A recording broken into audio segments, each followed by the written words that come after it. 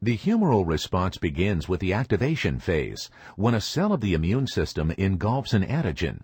Here, a macrophage engulfs an antigen by phagocytosis. Inside the cell, the new vesicle is called a phagosome. The phagosome fuses with a lysosome, which contains digestive enzymes. The enzymes break down the engulfed particle into fragments in a phenomenon called antigen processing.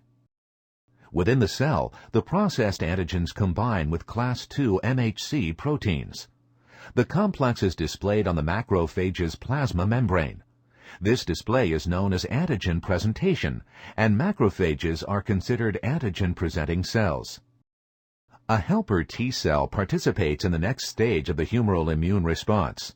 This helper T cell has T cell receptors that can bind to both the class II MHC protein and this particular presented antigen. This binding triggers the macrophage to release the cytokine interleukin-1, which activates the helper T cell. The activated helper T cell now releases its own cytokines, which stimulate the cell to proliferate. The cell proliferates to form a clone of helper T cells, all with the same T cell receptors. These receptors are specific for the antigenic determinant of the original processed antigen. The effector phase begins with a B cell.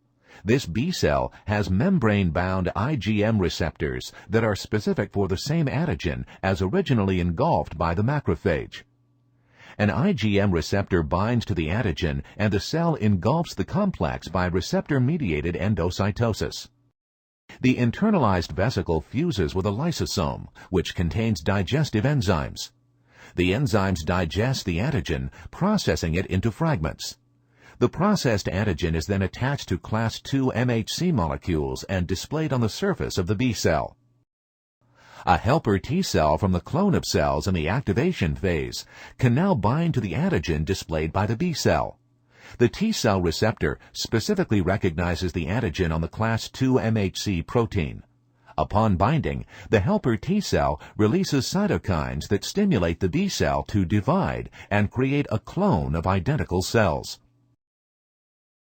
The resulting B cells develop into either long-lived memory cells or into antibody-secreting plasma cells.